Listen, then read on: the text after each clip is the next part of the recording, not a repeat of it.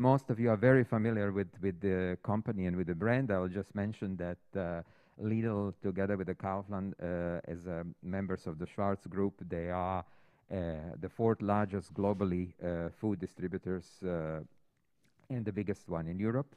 Lidl has been present in Spanish market for 28 years, since 1994. And today it counts more than 630 stores and employs more than 70,000 people. We'll hear more about the company, so I will not go into much details. Relationship that we have with Lidl now goes for about 3 years, and Lidl is a company that takes our students also for the internships and for the permanent job positions once they graduate from the program. So they actually provide them with full integration into their organization, either as trainees or as employees, and actually career path in international business and management. Our two guests, the guests today are Simone Beindorf. She's a senior consultant for project and training at purchase area at Lidl Spain. She has been with Lidl Spain for 5 years now and is responsible for design, organization, and delivery of the training in area of the purchases. And David Domene Rojas has been with Lidl for 13 years, 10 of those in Spain and 3 years in Lidl US, and in position of the purchasing director, currently Lidl Spain.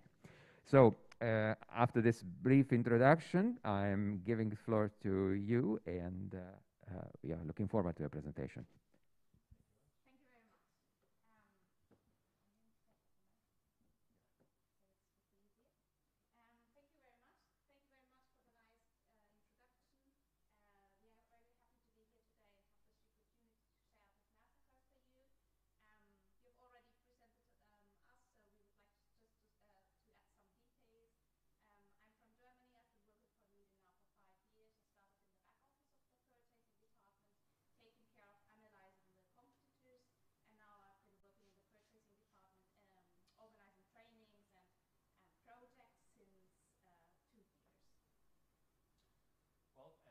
Thank you very much for joining us at first and for having us once again. My name, as mentioned, is David Domene Rojas. I'm Spanish. It's actually almost 14 years. It will be 14 years this August. So it's been long over 13 years since I first joined Lidl. It is true, it's been basically in Spain. It was, though, a little bit more than 3 years, 3 years and 8 months that I worked for in the US. 2 of those without open business, just setting up the organization and prepping for the grand opening, and a year and 8 months with running business. Previous to my experience, which has always been my experience with Lidl, which has always been in the purchasing department as a purchasing director. I also worked for another retailer, another German retailer, Aldi. That was for 4.5 years, 2.5 years in sales as an area manager, and 2 years in purchasing. Our presentation today is divided in 2 parts. We will first talk a little bit more about Schwarz Group. We also had got to learn some information, but we'll add some more information, and then we will get into the product life cycle. If you have any questions, you can, of course, interrupt us anytime you want to, but also there will be a question part at the end, so you should not leave this room today with any question you still have in mind. We won't ask any questions ourselves, so if you feel free to come over, you can all get closer. Don't worry, we won't be asked. Huh? Okay, so Lidl forms part of an international business group focused on the circular economy. We've got 3 divisions, as you can see. We've got retail, which would be Lidl and Kaufland. We've got production, which is our Schwarz production. We've got waste disposal and recycling, which would be the company PreZero. And now we get into each of them. We've got Kaufland, which is the chain of hypermarkets founded in 1984 with a presence in 8 European countries. We've got Schwarz production, which is our own company Production, which was founded in 2008. It's our own company's production for private label products, like, for example, bottled drinks, chocolates, ice creams, and we've got 12 factories in Germany. As you've learned before, the 90% of our products are our private label, so we've got an own production of them in Germany, in 12 factories. Then we've got Pre-Zero, which is the hair to grain cycle. It was founded in 2018 and is dedicated to the elimination and recycling of waste. It has a presence in several European countries and in the United States, and in Spain we also have Pre-Zero. And at the end of the circle, at the bottom, you can see the Schwarzdienstleistung, which is operational and administrative service. You might ask why we don't talk about Lidl. We will now get into Lidl later and then give you much more details.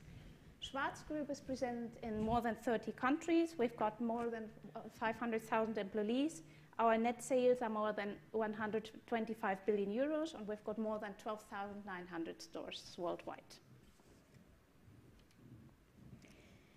Let's talk about Lidl. Lidl in the world. Lidl in the world was born in 1973. It's the leading supermarket chain in Europe, as we've already heard.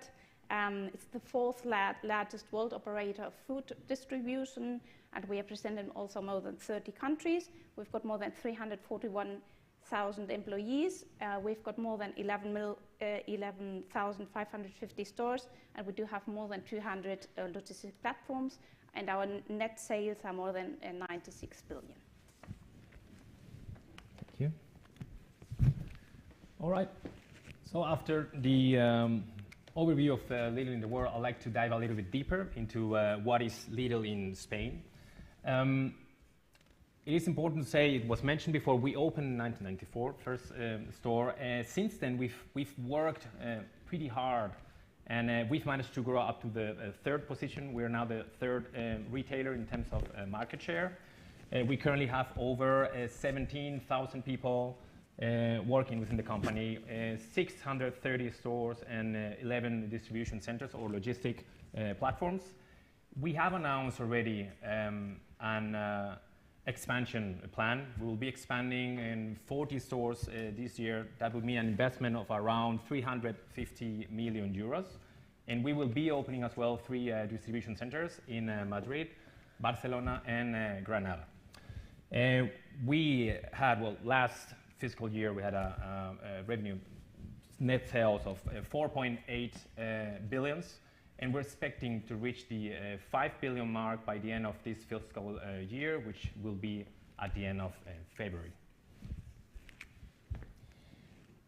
All these years, these 27 years, we've been true to our business model, and very especially to the core of our business model, which has been always supplying the high quality products with the best price possible. Quality and price, those are 2 words that are written with very, very big words, and that really and truly represent the DNA of Lidl, the whole company. We knew, though, that to become successful, we needed to evolve, and therefore we've been working really, really hard in improving our shopping experience, creating bigger, better, nicer stores, with a better assortment, more tailored to the needs of each of our customers, and including as well some unique items which have even created some fans of our assortment, and gradually evolving as well to a more sustainable policy, putting people and environment in the middle. That's very important. This is what retail demands as well. I mean, being flexible, evolving, and constantly adapting, and we are pretty much aware of that. Well, not only that, it is important to say that Lidl is no longer just a German company. It's not even only a European company. So we are now, or we like to say we're now a company of the world. We opened the US. That was the first big step outside of Europe. But the most important thing, we know that as well, to be successful, you need to get close to the roots of each of the countries where we are present currently. If we talk about Spain, we keep growing, we keep making a lot of investments that obviously do benefit and push forward the Spanish economy. We keep offering jobs, stable jobs. As I said, there's a lot of growth, or there has been a lot of growth these years, and there's a lot more to come. We keep pushing and supporting NGOs, pushing further initiatives that also help the society. And we pay a lot of attention to the national product. Again, that's part of what we need to do, and we know how to do it to push our concept in each of the countries. So we have to become more Spanish within Spain. We have to become more American within the US. And this is how we do business. How do we do it? We get close to, in this case, the Spanish suppliers. We know that we have to provide our customers with products that they may only find in Spain. But it's not only about making the Spanish economy bigger or getting closer to the Spanish customer. It's as well pushing that economy and those products beyond the boundaries or the barriers of our country. It is about pushing the export of Spanish products within the whole organization. And that's something that we've been doing fairly well in these past years. And that's definitely something that we have in our focus, as I mentioned right here. And last but not least, we just keep doing what we know to do best, selling high quality products for the best possible price. And that means helping our customers as well. And even more with the times that we are all living right now, a lot of uncertainty. We've lived, it's not 100% gone yet, but we've lived through the, let's say, in hope, the worst part of COVID. That pandemic was unexpected. We all had to face a lot of challenges. And we as a retailer and as a chain that wants to support the economy and the Spaniards as well. We're talking about people. We said putting people in the center. How are we then going to forget the people that are the closest to us, the people that work within the organization? It is very, very important to mention that we offer a lot of professional development. 90% of our promotions are doing internally, and that every job offer that wants to be posted needs to be posted internally first. So we're giving first the chance to the people that are working hard and not pushing already the organization. We invest quite a lot in training. We constantly do it, and it's been growing massively, the offering on training. We know that that's a part of the success path. We need to become better. We need to keep reinventing ourselves, and therefore we need to learn as well in a constant way. International career, well, I'm a good example of that. As I said, I did spend these amazing years, and I can admit that was really an amazing experience, a very, very hard, a very constructive experience though. And that's something that it's offered within the country. I mean, working for any little country is just the door for the rest of the organization. And there's a need for that because we are in growth, we are in expansion, so we need that talent. And last but not least, social benefits. We are pretty much aware of that. It is important, the well-being of our employees. So we do work hard to offer a proper work environment or further initiatives to push that well-being of our employees forward. All right, and let's jump to the second. My turn again, and now we will start the second part of the presentation, and we will talk about the life cycle of a product at Lidl. David told you that there might be some questions for you. I've got a question for you. Does anybody of you know this guy? No? No idea? No? Nobody has an idea? Elena, do you have an idea? No? Video game developer? No? No? Video game? No? NFTs? It's not a singer, it's not a superstar. His name is Kei Kobayashi, and he is the first Japanese cook who has received the 3 stars Michelin in the year 2020. So I can imagine now you're all wondering why are we going. I told you we were going to buy a product of Lidl, and now we are going to. We are talking about a Japanese cook. We are talking about a Japanese cook because it's evident that Asian food has become more and more popular, and we at Lidl we do observe these trends in the market, and we react accordingly. What do we observe in the market, and what our customers look for? So we are here today because we want to talk to you about our gyozas. We want to talk to you about our meat dumplings. It's one of our products from private label. We do have the biggest assortment of private label Asian dishes in the world, in the whole distribution. And in the photo, you can see one of them, which are our meat dumplings. And now we are here today because we want to explain you the journey these gyozas have made from our office into your shopping cart. I don't know if you have bought them any time, so when you go here today, when you go out from here this afternoon, you can go and buy them. So now we would like to explain you the whole process these gyozas have to pass from the idea, which you can see in our office, to the shopping cart. What you can see on the slide is the product life cycle. This slide, the product life cycle, I'm sure you all know it from your books. It reflects the life of a product once it has been introduced in the market. But at Lidl now we are asking what happens before. We have to think what happens before a product is introduced in the market. So this is one of the big differences we do our work, our way of working in Lidl, because we also, our purchasing managers in the purchasing department, we also develop these articles. It's not only that someone tells us you have to introduce some gyozas. It's us. It's they are our purchasing managers who have to observe the trends in the market and have to react and see. We have to introduce some gyozas in our assortment. In our company, the purchasing manager is responsible for suggesting new ideas. Once they have been approved, the purchasing manager has to develop this article. So at Lidl, we would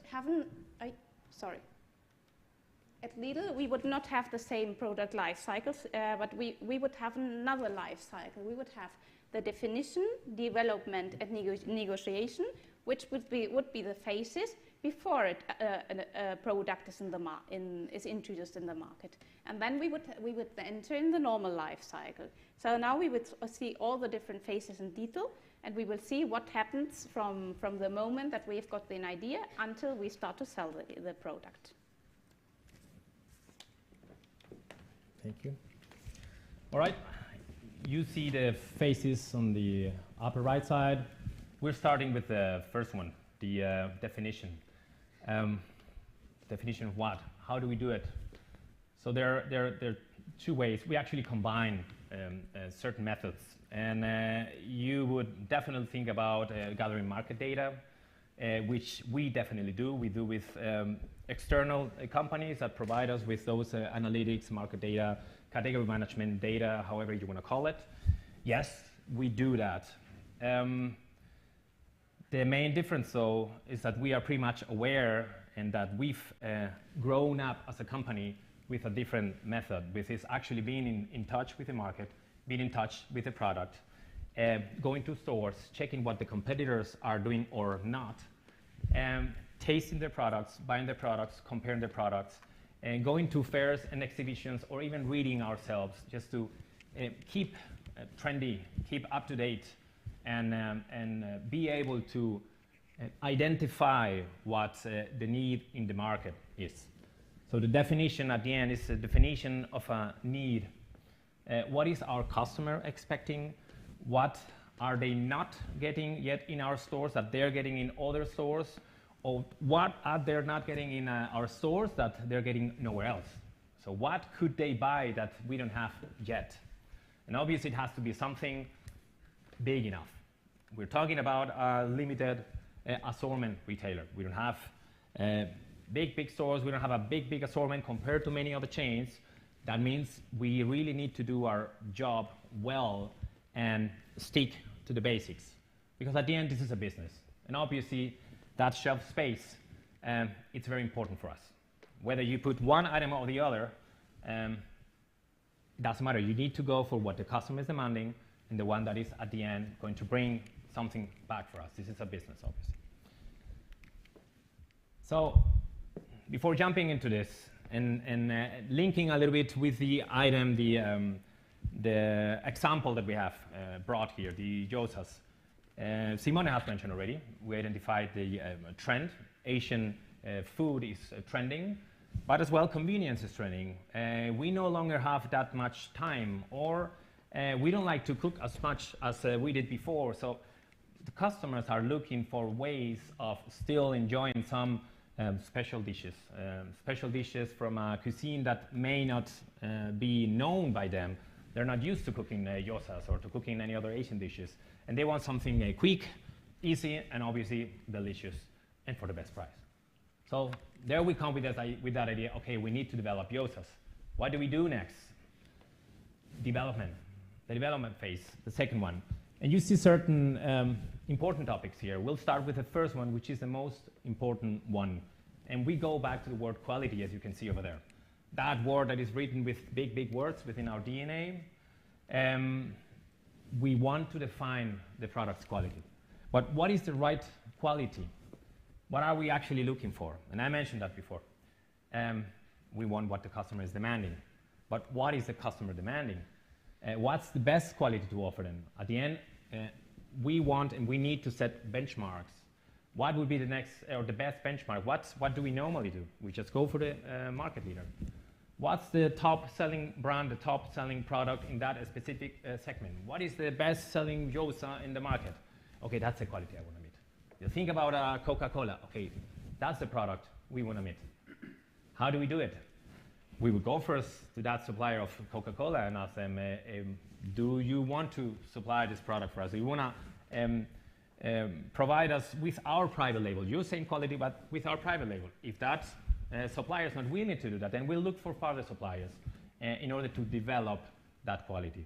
And private label, as mentioned before, is as well pretty much about developing products. And it's as well one of the differences between negotiating a branded product, truly Coca-Cola, to have the Coca-Cola brand, compared to having your own brand. So you need to dig in, you need to do tastings, a lot of tastings. That's the second keyword. We'll search suppliers, we'll ask for their samples, we'll give them a clear benchmark on what we want to have in terms of quality, and then we'll have to taste all these samples once against the other, also comparing with the brand in order to define what we consider that is the best. So there's a development behind. Sustainability, it's always in the process. As I mentioned before, we move more and more towards this more sustainable policy and way of doing things, putting people and environment in the middle. In terms of this example, for example, the gyozas, we decided to go for a packaging that is transparent and it's not black in terms of color. Why? Because actually the current technologies don't allow a proper recycling or a proper sorting when the tray, in this case, is in black color. It's just how the technology works. So, okay, we decided to go for a transparent one because that's easily sorted out, and we can ensure with that those trays are or end up being recycled. Okay, so that's how we operate. We also need to think about which brand, which range. So we are a primary or 90% private label company. We have a lot of different brands for each the sections of our products or for different qualities of our products, etc. We need to define which one we want to use, whether if it's Chef Select for ready meals or convenience, Alesso for dried fruits, or Milbona for milk products. And last, packaging. So we're not only selling a gyoza that you're going to eat at your store, you're selling the whole package. You're selling the proper selling unit, which means the tray, which means the label, which also means the box or the carton in which that product is placed in the store. And this is what we end up with. So you see there, first we decided we were going to use the brand Chef Select. I mentioned before, it is our convenience and ready meals brand. So it's the one that actually fits this concept. So that the customer first know where to find it or where to put it within our assortment. They must understand the product. But we go way beyond that. We talked about packaging, okay? We decided we're gonna use that type of box. This product is gonna be presented in the chiller. So that box has a specific thickness so that it can be put in the chiller, that it can cope with humidity and all this stuff. That box has a specific form as well, so that you guys, customers in the stores, can properly see the product, can properly reach to the product and take it out. And the rest of the packaging, the label, for example, it needs to state clearly which product it is and other specifics that the product may have. Does it have soja sauce? Can you see the chopsticks in the packaging? Right on. Is it easy for you to identify, oh yeah, I don't need chopsticks, it's all there. So these are the things that we analyze, and that's what we mean when we talk about packaging as well. And we get to a very critical phase, as you can understand. Obviously, as a purchasing director, why would I say? But yes, this is key. This is key for the whole product. This is a phase that has a direct impact in the whole company and in our revenues, obviously. How do we negotiate? We've talked before about suppliers. Which suppliers first? The suppliers that can provide the proper quality. So that's going to be first. Obviously, we need suppliers that not only provide quality, but provide service. They need to be able to deliver our whole stores and have enough capacity to produce a whole quantity. But we also want the best price. The best proper price according to what they're offering. And here's an important thing. Something that really stands out if you compare to other purchasing activities from other retailers, whatever the name may be, but we never do business based on a retail price. So we never go from the back end to the beginning. We never go to a negotiation and say, I want to sell Josas for this price. What can you offer me? No, we've mentioned already. It's about quality. It's about setting a benchmark, and that's where we start. I want this quality. It's pretty clear. Now you elaborate on your price, and we will decide. Retail price is something that is done way down the way, and that is based purely on the market, just to be competitive. That's something that is being done way later. We are also involved within purchasing, but it's not being done here. All right, so I said quality, proper supplier. Okay, now you need to talk. It may not be, hopefully it's not only one. You want to have at least 3 suppliers, and you need to prepare in advance. How do we prepare for these type of conversations? You make your own analysis. So we actually do, we cannot deconstruct the product. That's how we operate and how our mind thinks. So you want to think about, okay, what does this product contain? Which raw materials? Which packaging materials? What do I know about these raw materials, about these packaging materials, and about their pricing evolution in the market? You do your research. You know that this is turning up, this is turning down. Oh, this actually went really down compared to last year when we closed our last agreement. So that's how you get to the point where you think about the proper price. Okay, I think that should be the approximate price. It's not only about raw materials and packaging materials, it's also about logistics. Okay, how am I gonna drive this item to the stores or from the supplier to the stores? Is it a chilled item? Is it a frozen item?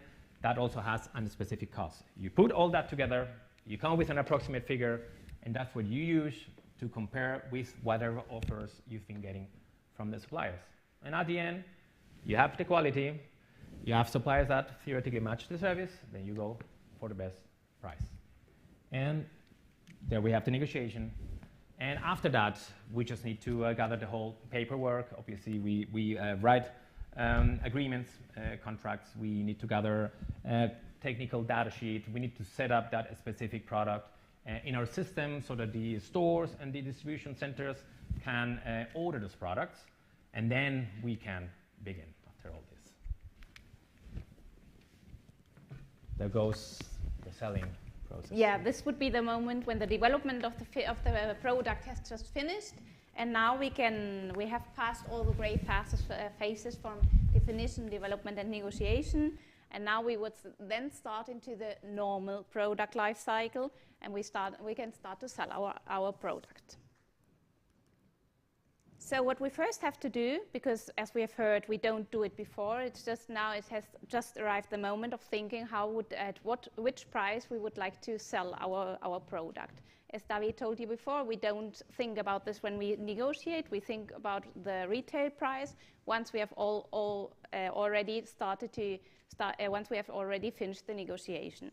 So we have to set the selling price, and our way to do it is to check at our competitors. How do they at what price they sell the product, and then we set our selling price always lower than the competitors.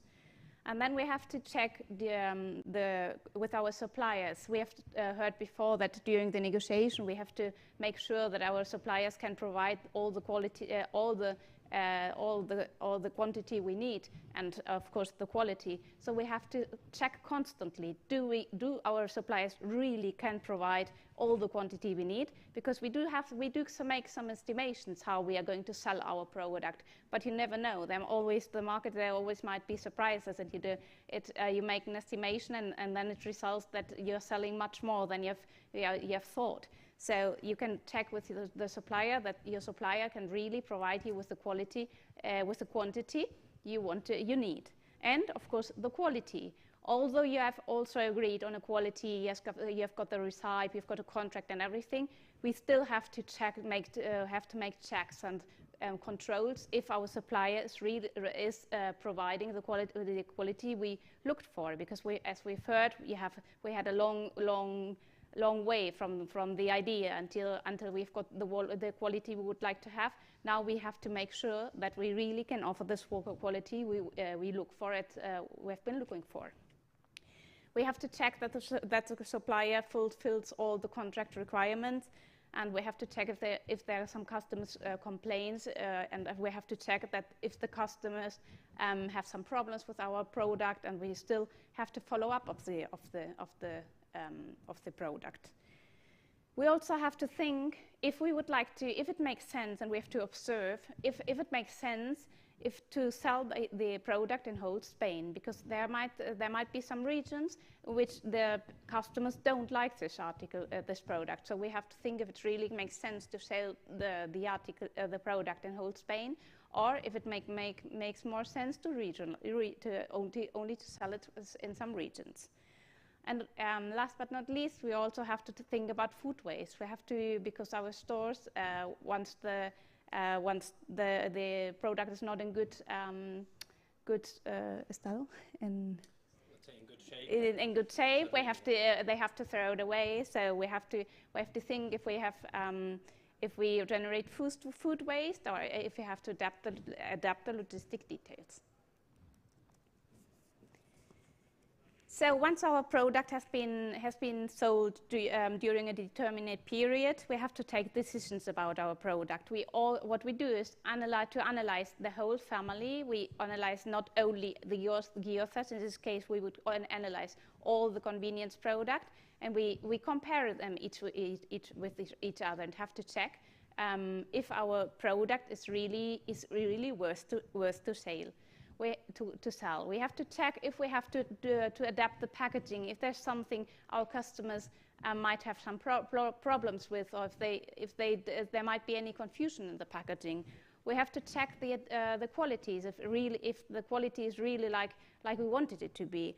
We have to check if there might be new trends, if there might be different new flavors which have been introduced in the market or in our competitors. So we have to check if we have to change something in our product. And we always have to observe constantly the prices of the retail prices. So we have to check if we have to adapt our retail price. We always would like to have the best product on the market, so this is very important for us. So we make constant controls in order to guarantee that we can offer the best product to our customers.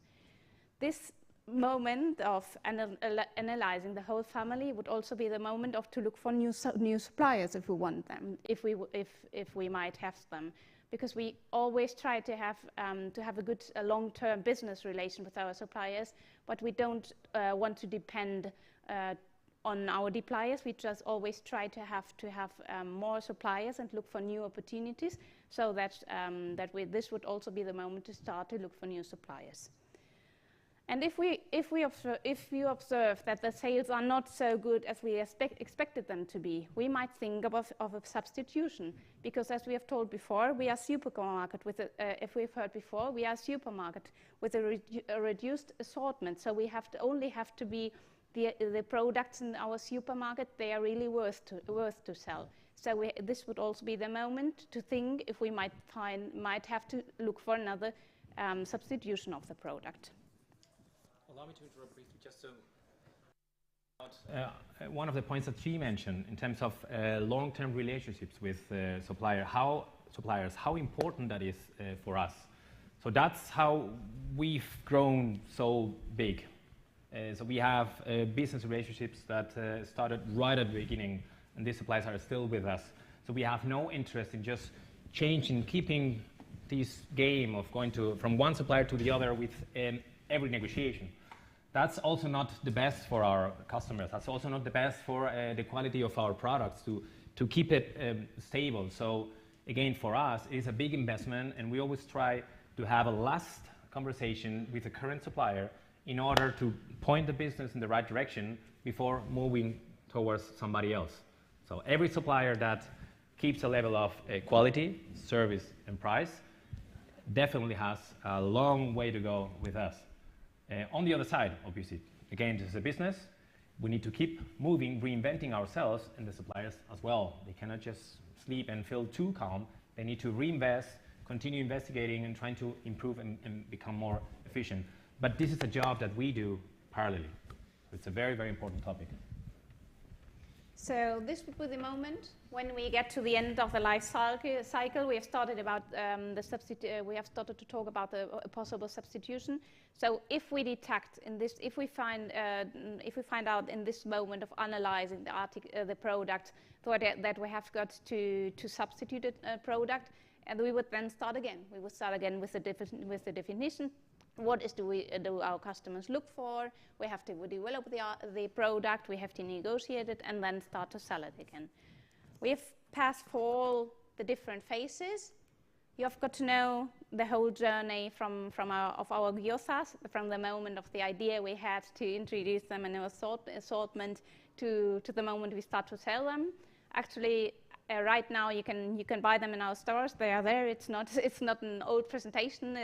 You can find them in our stores, and I'm happy to share with you the news that we will have also a chicken one and a vegetable one, which you can find in our stores very soon too. So if you like more of this product, then you can try them too. And I don't know if you've got any questions, anything you would like to know. We open the question round here. Yeah, let's open it then.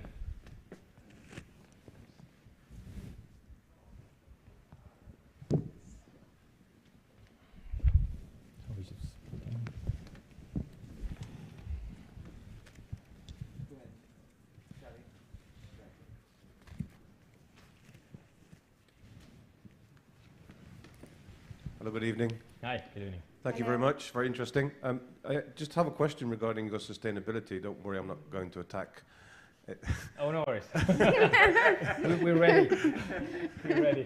But yeah, it's always interesting with a company of this size, and it has an opportunity to make a real impact on how things are done all the way through the chain. Have you vertically integrated any of the packaging, for example, or to innovate in packaging in order to, because I see the way the product's presented, and on face value, it doesn't seem, without, in the most respectful manner possible, it doesn't seem different to another product that's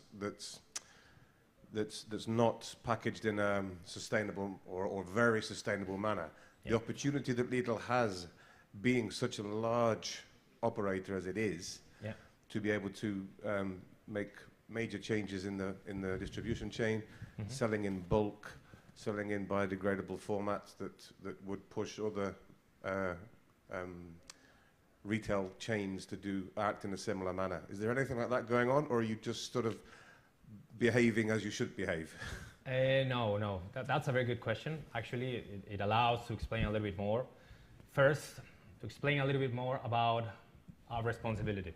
And we are pretty much aware of that. I mentioned our responsibility and how we also put the Spanish society in the middle. We go way beyond that. We are aware that we're not only a retailer, we are a food retailer. So the responsibility is even higher. We talk about nutrition, we talk about health. So there's a lot going on. There has been a lot going on. As I mentioned, we are the third largest retailer. That has been a long way. I think quite a long time in the company, and I've experienced all the times. And there was a time where nobody would look at us. Nobody would think that it would be trendy, or we would never had before the power to make other competitors to move and lean towards one direction. That is changing, and we're still only the third largest after Mercadona and Carrefour. And our market share is not even close, and on the other side that could be positive. We have a long way to go. Mercadona has 26% of the market. We're roughly around 6%. So there's a big difference. Nevertheless, we know we have power. We keep having more and more power, but we don't even think about that. We think about the future. So we are in that phase. We've done already, and we pushed several initiatives where we were the first in the market. And I say that proudly because, again, as a small player, how would you even dare to do that? Nobody would even follow. That costs a lot of money. That's a lot of investment. First of all, money. It's a good question, again, because this is a business, and it's the right question to play. So how do you cope? How do you mix both? This is a business. You need to make money. But how do you feel and push your responsibility forward towards society? So we were the ones removing the one-use bags in the stores, the first one. So we started using new materials, recycled materials first, and then also the paper bags, for example. So we were the ones that no longer use them, or the first ones that asked for money if you wanted to buy them, things like that. Or we were the ones initiating, that's a pretty recent initiative. That's also one of my categories, olive oil. That's a very important product in Spain. We are the first retailer. We actually created a new olive oil category, and I could explain here for a long time, but just to your point, it's the first olive oil that pays, or where the proper price is paid towards the agriculture.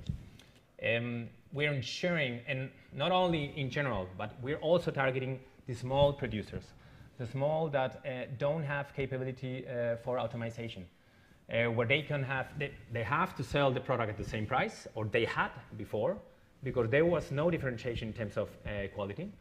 So just think about all olives, or all oil that you would drink before. All olives would just go into one basket. Whether that's from a big production, fully automatized, where cost is this big, or from a very small family producer where the cost is this high, and they will be paid for the same. So we created Olivar Tradicional, and that's a very specific category created by us last year. That's all sustainability. Milk. We're the first one offering milk from animal welfare. Not only animal welfare. Leche de pastoreo. Sorry, I don't know how to say that in English. But leche de pastoreo. So it's really where the cows. It's just for from cows that are really not in stables, but outside. Also from small producers. We started as well another initiative in a regional way. In that way, so there are thousands of examples. This may not be the best example. So we get more technical. We also go with packaging materials. So. Not only recyclable, but also either moving to more biological, something that you can just biodegradable, materials, or even just removing that packaging material at all, like in bulk. So we are pushing, and I know that's a big topic as well, and especially in fruit and veg. We are really moving away from as much packaging as possible. And as well, we have a lot of let's say, goals, not only general goals that have been set by the government here or in Europe, but way more ambitious goals that we've set for ourselves in terms of, for example, plastic reduction. So we are moving towards a 25% plastic reduction in general in 2025? Yeah, 25. 2025. 2025. And there's much more. It's a very interesting question. It is difficult for us to explain to the customers. So that's why I also think that it's even more important. And that's where we need to do a better job informing you guys and everybody else, every other consumer, of everything that we are actually doing. It costs time and a lot of money. It's a big effort, but it is a big responsibility. So yeah, we need to be true to that. Okay, thank you very much. Can I ask you one more question? Yeah, sure. With regards to your US venture, Yeah. How did you get on? And what was your, in terms of your sales argument, what was your competitive advantage over Walmart? Mm-hmm. What do you mean with get on? How did you manage? How successful were you? In general, okay. Yeah. Well, I have to say that I was there only for, let's say, a year and 8 months with running business. So it's a pretty initial phase. I would openly and completely say that it was a success. And if any of you may read some news and something, you would say, that's not what I read on the news. Maybe because, yeah, the press, well, not always gives all news in the same way or in a proper way. And obviously, they're not working within the company. So success, why? So we didn't open another country. We opened a continent. It was the first time that we moved out of Europe.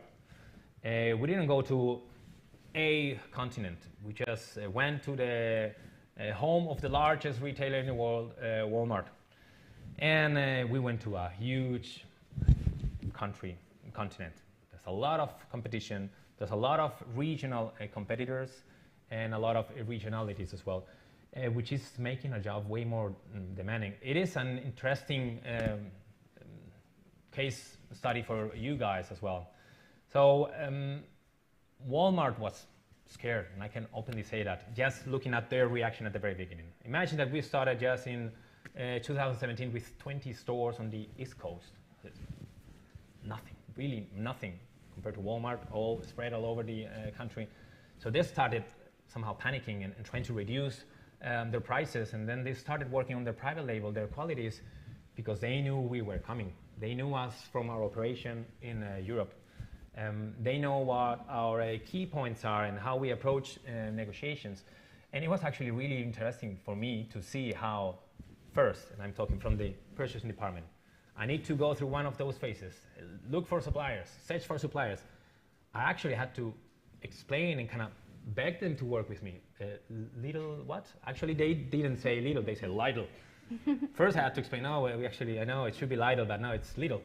And who? Who? They didn't know about us. We were very small. It's a country where suppliers, producers are massive. They're used to big production. So if you just go with your 20 stores and say, okay, just call me in 20 years and we'll do business. Despite that, and despite many other things, so if you read, it is true in terms of expansion, we didn't do the best job. We actually tried to go way too fast. And that's one of the negative points that I could definitely point out. But there we are. Competitors keep looking at us. Figures are growing. We're growing in terms of sales and number of stores. We decided to go a little bit more slowly, but with more firm pace. So I would say that's a success. Again, it was a very, very difficult market and fairly difficult situation. I could elaborate more, and that would be interesting in terms of cultural clash and all the difficulties that such a company, former only European company, has to face, which is also very interesting. A bunch of Europeans like me going there to have to work with Americans with very different mindset, having to negotiate with American suppliers. And I'll just point out one small story. You do business here, obviously they know us. Even with Spanish suppliers, maybe different as Germans. But with Spanish suppliers, you ask for a price, and Normally, if you ask them for a second quote, okay, they will go down just a tiny bit, and then you start with this, that, whatever. You go to the US, and please, I don't want to generalize, but that was at least not only my example, but from other colleagues. Don't understand me wrong. You talk to American supplier, oh, they give you a price. It may be as well because we were just so small and unknown. Okay, here's the price. Oh, first reaction of a buyer, oh, what the hell, what is happening here? That's what you need to do if you want to become a buyer. And then, I made some kind of mistake. There goes 10% down. Sorry, what? Are you kidding me? So you just give me a price 10% over just because? I mean, that's just some, let's say, funny example of how different things are, and some of the challenges that we needed to face apart from moving to another country, and so very, very interesting actually. Yes, it was successful in my opinion, and there's a lot of potential. The market is huge. And against Walmart, sorry, your last question was, what are we different? What Quality. the competitive advantage over Walmart, because it's such a mammoth. Yeah. That it's impossible because of their business model. They take up a square meterage or square footage, which is bigger than anybody can afford, so that nobody else can set up and compete against them. How do you get over that? How do you manage to compete against somebody who puts in a store that nobody else can match? Well, here's the thing. Mammoths also have some disadvantages. Size, for example. We are way more efficient in terms of setup as well. Our cost structures are also lower. That makes a difference, and at the end, that's the difference. That's part of our concept. So there's another third word that is written with big words within our company, within our DNA, which is efficiency. And efficiency that's really being driven all over, in all departments, all areas. We're way more efficient than Walmart. At the end, you can see that in the buying prices, you can see that in the retail prices as a customer.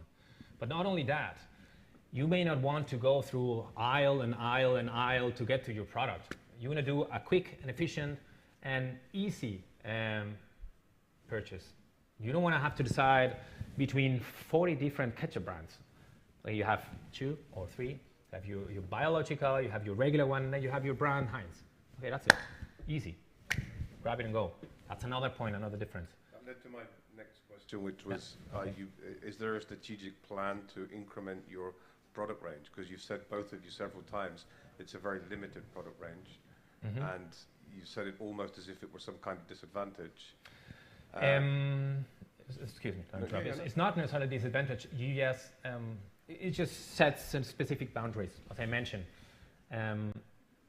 You need to have, so that space for us is more important, more worthy than in any other retailer. Think about a Carrefour, think about a hypermarket, a very big store. They can put whatever in it. We can't. We need that product to rotate. We need to get something out of it. Otherwise, hey, she said that. It's a non-stop process. You just go for another one. At the end, you keep constantly checking your assortment.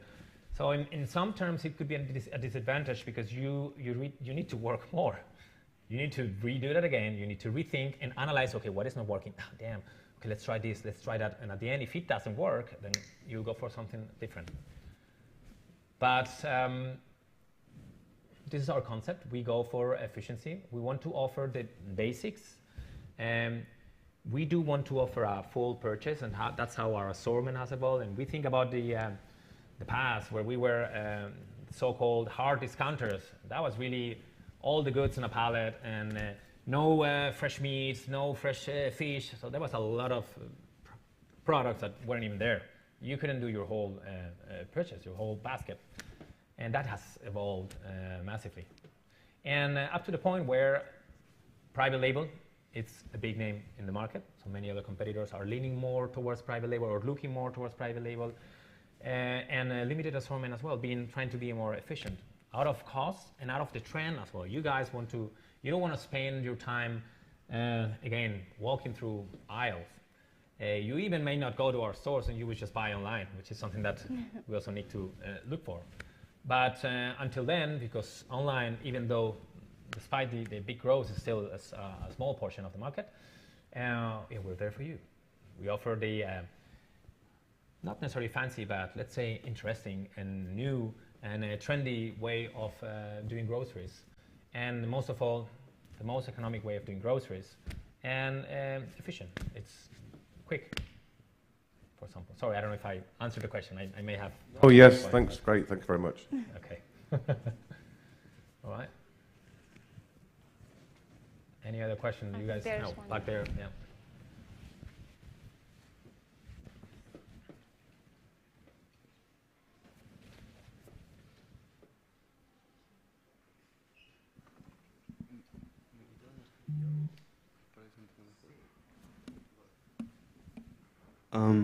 Good afternoon. Hi. I wanted to ask you regarding the part of the sales of the PLC. As Simone said, that you provide a product with the lowest price in the market, but previously you, David, said that in the first stages of the development of the product, you looked for a certain quality with no inconvenience regarding budget. So my question is, how can be that sustainable? Well, again, quality goes first. That is for every product, and that is nothing different in Lidl Spain. That's everywhere, all over Lidl. To your point, at the end, obviously, this is a business. We need to make money out of the products. If we are not able to make money for whatever reason, that could be an obvious reason not to introduce a product and choose something else.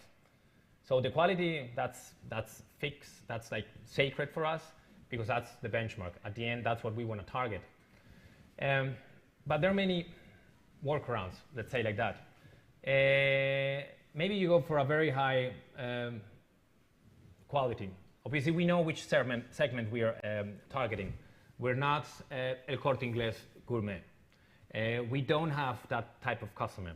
We have certain customers as well that are looking for more elevated experience or more elevated products.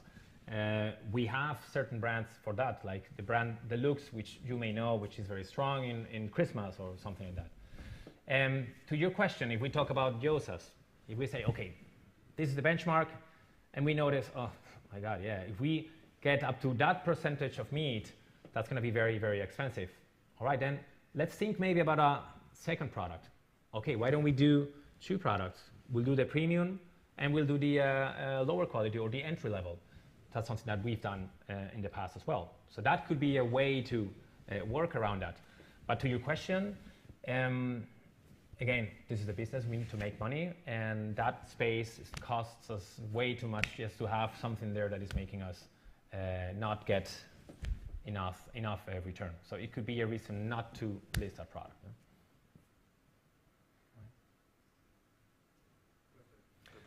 Perfect, thanks. You're welcome. And just one more thing in terms of retail. At the end, this is our, let's say, policy. It's a way of being competitive. That's how we've set up our strategy here in the country. So we want to be the cheapest, either having the cheapest price with the same as other competitors, or even below that. So that should be a part of our advantage. Why then? And again, now our stores have evolved quite a lot, but before our stores were frankly quite ugly. We didn't have those many people helping or attending there. Actually, it would be a cashier that would go and would arrange things on the shelf and go back to this. So they wouldn't have time to talk and to explain you and tell you which product you should be buying. So it is a different concept. But with the time, people are getting more used. We have evolved. As I mentioned, it is important for us, the buying experience. So we've got to the point where we are way more leveled with our customers. We started understanding each other in a very different way. So retail is still very important for us, but we're there as well looking for other products that no other competitor may have and sell them maybe for a bigger price because there's not a competition. That would be as well of getting the proper mix in terms of return, for example. No? And maybe that would allow us to keep the gyozas in. Right. My name is Asier, and my question is, so related to your entrance in the US, which were the ways that you had to adapt your products to the US customers? Like, very important. sweets, I don't know, vegetables maybe. Mm. Very important, and actually ties to something that I didn't explain before to your question of what is our proposition, what is different. So one thing that we used in the US, which was very important as well, is the European brand. Europe sells in the US. European products, European concept, whether that is clothing or whatever it may be, it sells, it's hype. And there's one more important fact. In terms of food industry, food regulation, and quality, we are way more advanced here in Spain, in Europe, excuse me, in general. Our restrictions and our limitations have made us work towards a way more clean products with reduced ingredients list. It would be also very, very interesting just to get a same product coming from Europe and produced in the US and see such an ingredients list compared to the European one. So we sold that as a concept. We brought quite a bit of assortment from Europe in general. We had to set up new logistic ways. So that was also a point of differentiation between us and Walmart and other retailers. But to your point, and again, tying to the fact that we needed to become American. So first, it started all about employees. So again, Spaniard working in America, what can I explain? That wasn't the way of moving forward, but we needed to start with something. We needed the DNA, we needed to support new employees, so we started hiring American buyers. Those are the ones that really have the taste profile, that know how sweet the sweetest thing has to be.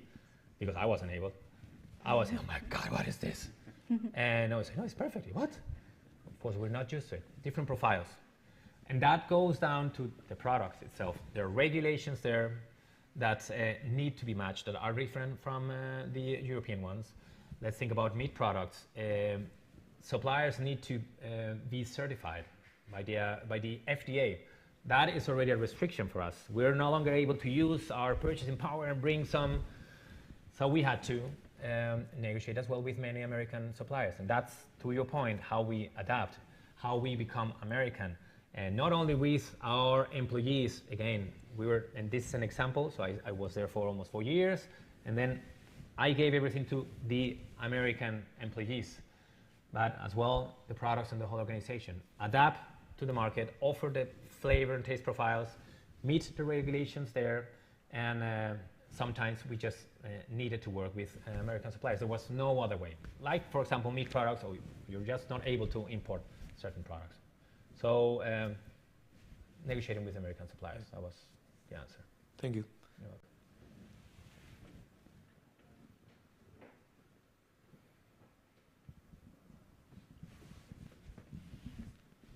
I have a question regarding competition, because you talked about that you also sell national products. And when you said when talking about the product life cycle, and you said, okay, we're going to analyze the competition, I was curious of not finding Condis as a possible competitor, since we're talking about national products. So that's a very good question as well. No, we are obviously aware, and Simone did mention the word regionalities and adapting to it. And we are a national, let's say, we're set up to be a national company, but we know as well that key to success is to adapt. First grade, to adapt to Spain in general, then go farther and deeper down and adapt to the regionalities. At the end, this is all about meeting the customer needs. So customers in Barcelona are not demanding exactly the same as Sevilla. Many things you can just offer in both areas, but obviously there are certain regionalities that you have to face.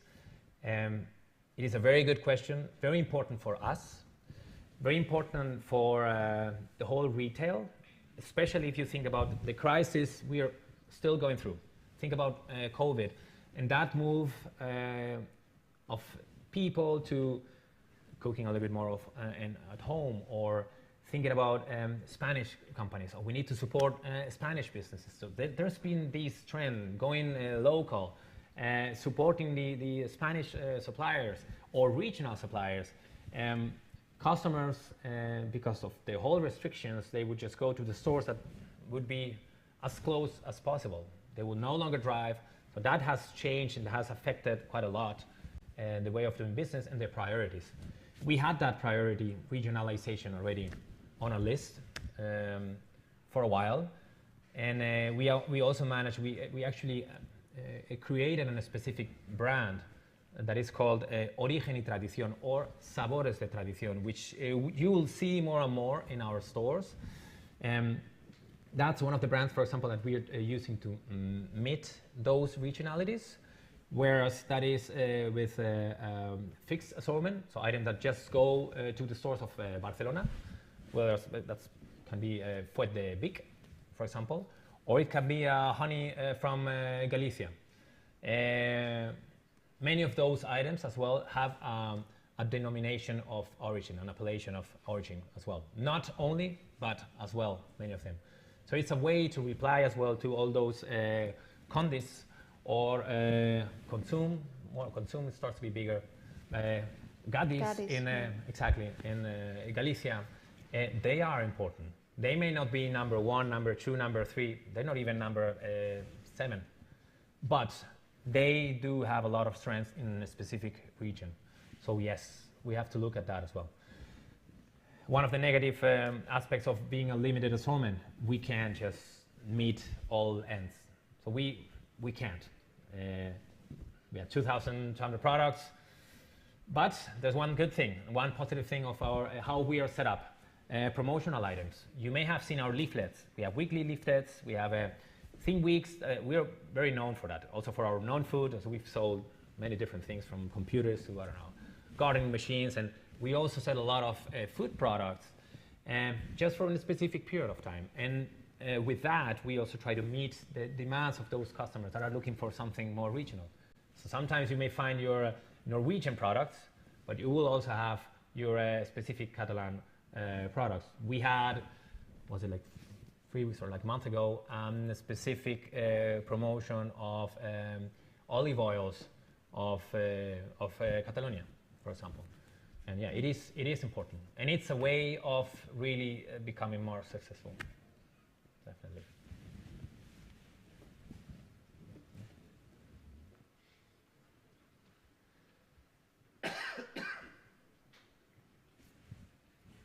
It's just out of curiosity, do you sell anywhere in Asian countries or? In Asian countries? Yeah. No, we do not sell there yet, but we do have operations there in different ways. The most important one, so we have Lidl Hong Kong. So even if you're interested in that, just because you said that you were the fourth, the fourth biggest in the world. That so is. I wondered, how is that possible if you're not selling in any or having any connections to any Asian countries, because they also eat. So. Yeah, of course. No. I mean, China, for example, is a big manufacturer. Yeah, absolutely.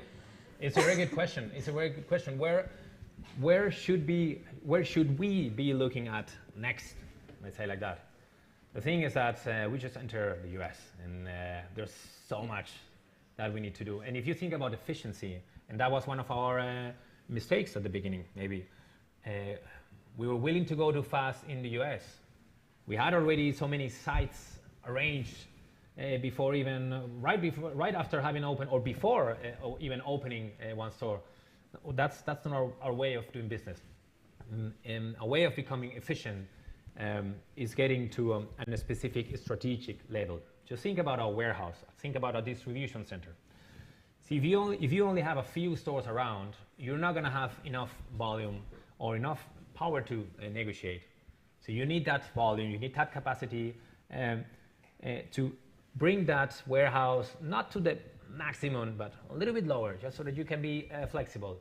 But you have to bring it to that point before you think about something else. Otherwise, you're gonna be, you have just a few stores in the US, and then you're gonna have a few stores in Asia, and that means trouble. You have different competitors, way different market, again, cultural clash.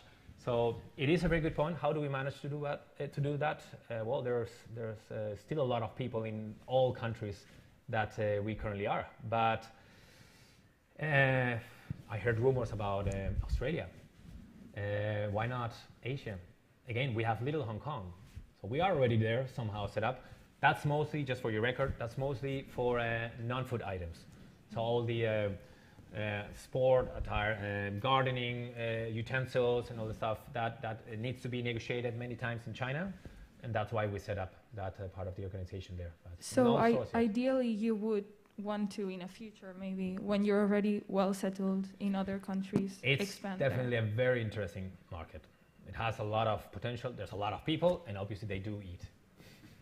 But I mean, just because it's a difficult market, I think, especially coming from European countries. Yeah, I'm sure. Not having made the experience, the only experience that I've made is just traveling there by myself. But having made the American experience, I would say, wow, Asia is just a totally different world. So yes, that would be a challenge. We may face it in the future. Yeah, why not?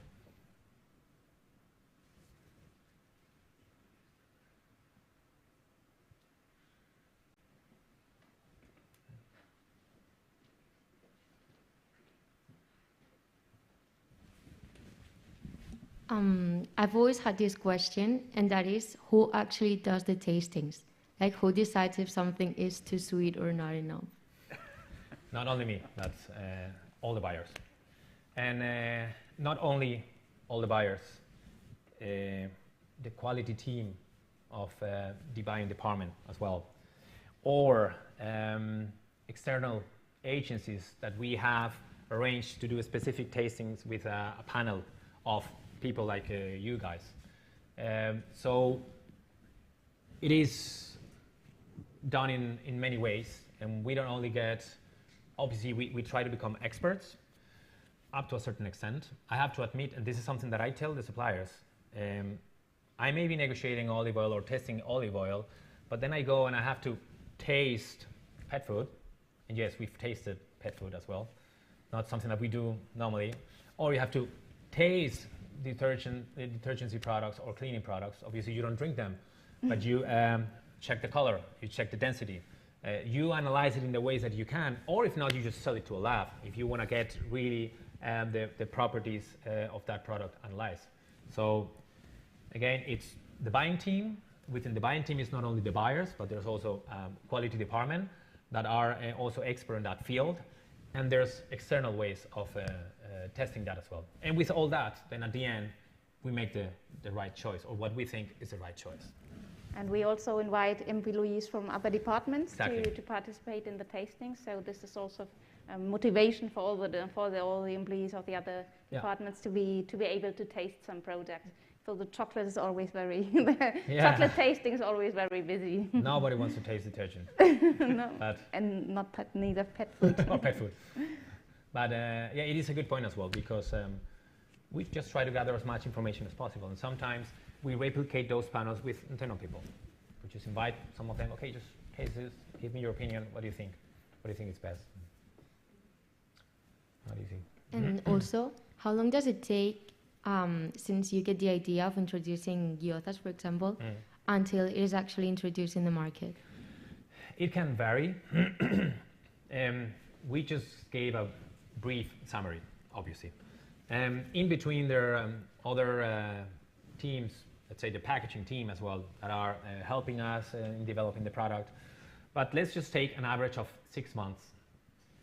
If you think about, oh, I have an idea, and then I need to define that quality, I need to look for the suppliers, I need to negotiate that, I need to define that packaging, I need to set that in motion so that the packaging gets prepared, the specific layout together with the packaging department, and then all the paperwork, everything needs to be signed, all set up in the system, and then warehouses can start ordering. It takes also a little bit until they're in the stores, and so it takes 6 months. If we need it, it could happen in 1 month. Let's say, okay, I'm going to work, I'm not going to do a private label, just keep it whatever you have. We need to use the trend. We need to sell that now. We can work with a branded item. Quick, quick, quick. So we are flexible, but if you don't want to put too much pressure on any of the phases of the departments, you could easily count with 6 months of development.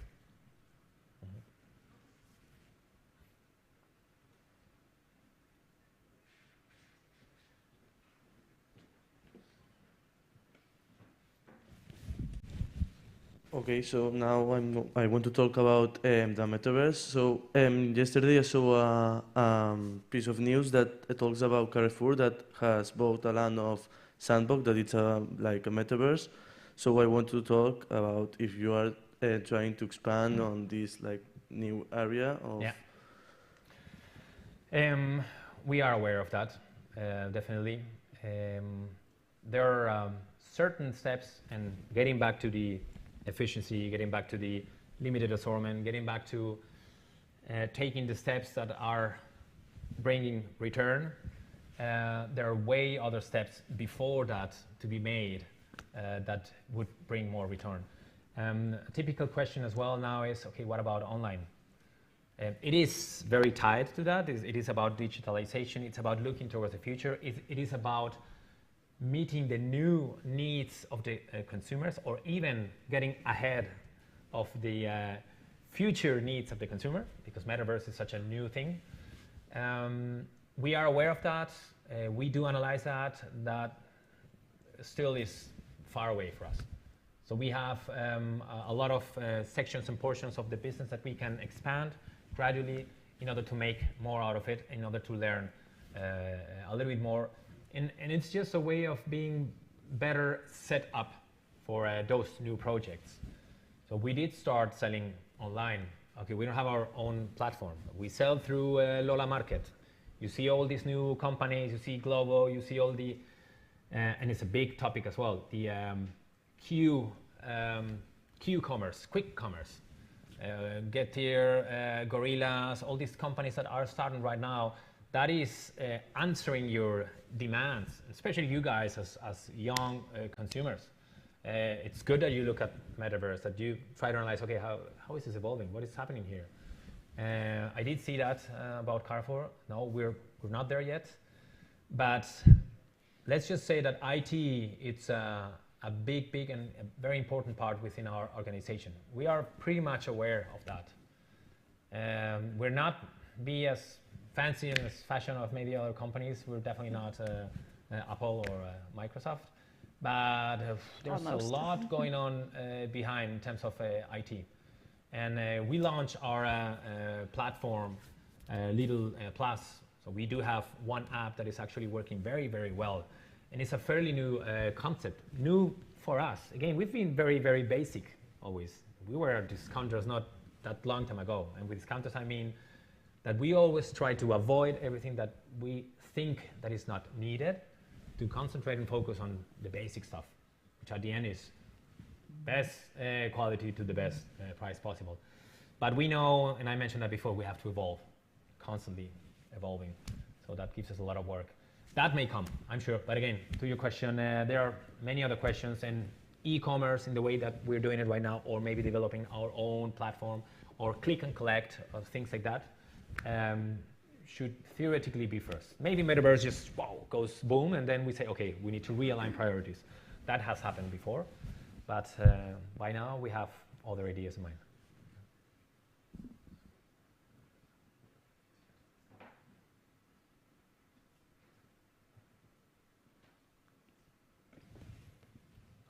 One question. Yeah. As you are eliminating some of these projects and products, and there is a kind of quite a bit of circulation, do you face a backlash from your customers? Essentially, you know, I like gyozas, and turns out that I'm in minority, and you decide to kill the product. How do you track this? What are your experiences with this? To your question, which is also interesting, we even face backlash if we change a layout of the product. It could be the same product, we just change the layout, we change the color, whatever. We refresh it and we think, wow, we're proud. Look at that layout, it's amazing, isn't it? It's more modern. But once the customers just don't find it in the store, or they think it's a different quality. It may be exactly the same quality. We've had even customer complaints saying, oh, it doesn't taste the same. It's the same supplier, same quality. It's just changed the color.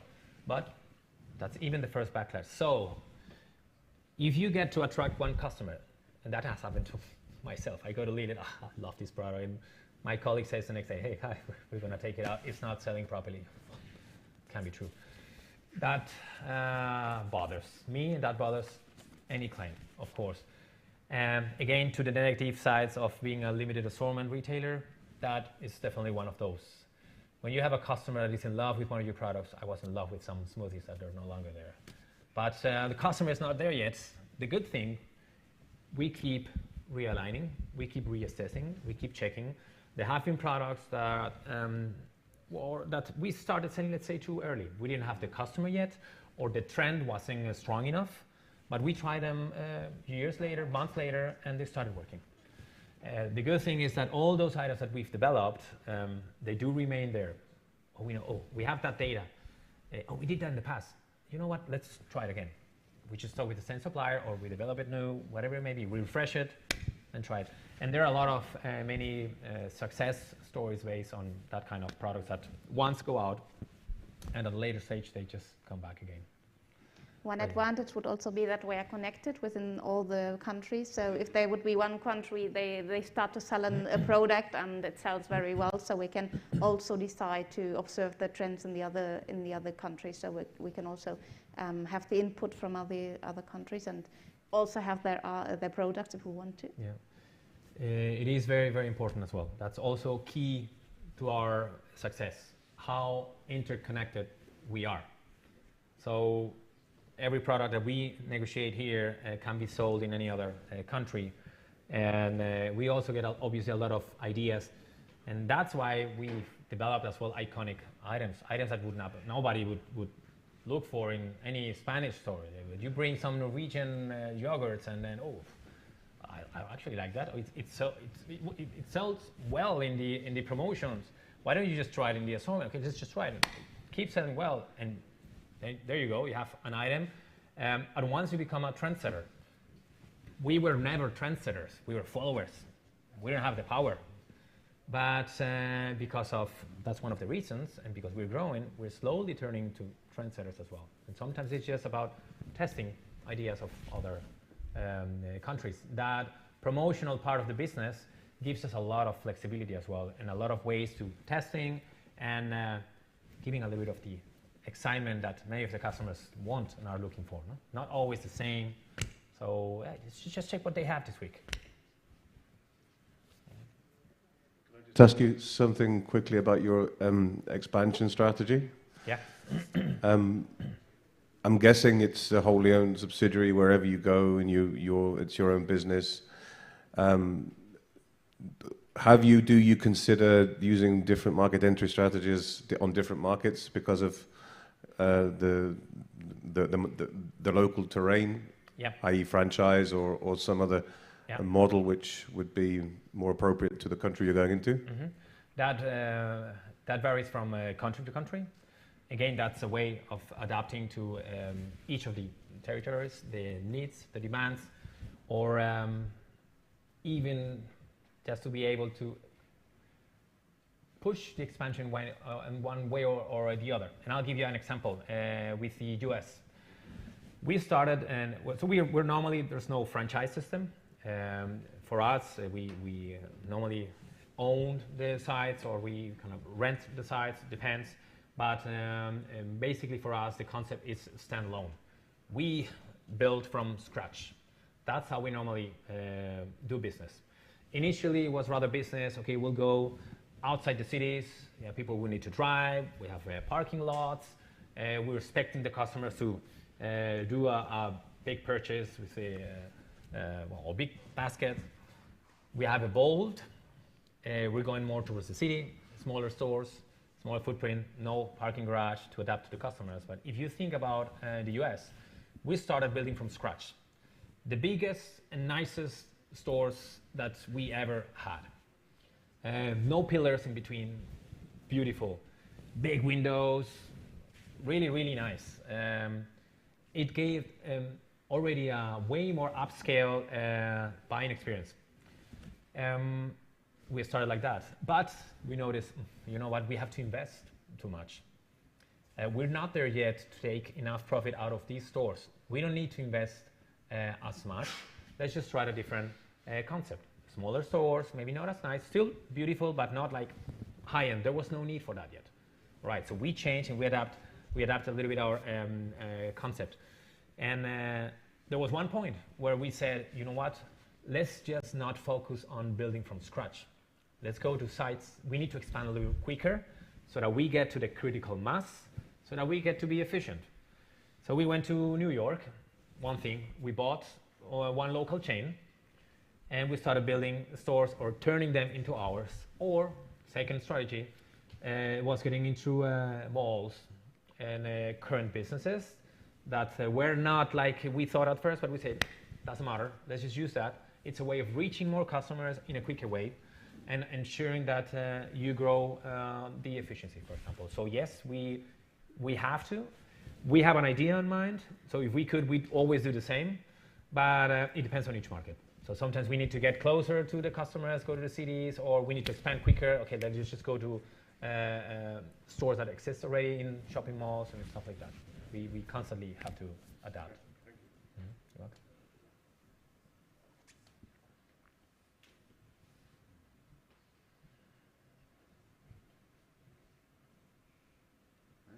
Any other questions? Am I burning? Okay. All right, guys. Well, thank you so much. I Thank you very think much. I can speak in name of all. That was really useful, interesting story, and I think good learning, and also connecting with things they are currently learning. And hopefully we will keep in touch, and we'll have a chance to talk to you in the future. Thank you Thank very you much. to you. Thank you very much. Thank you.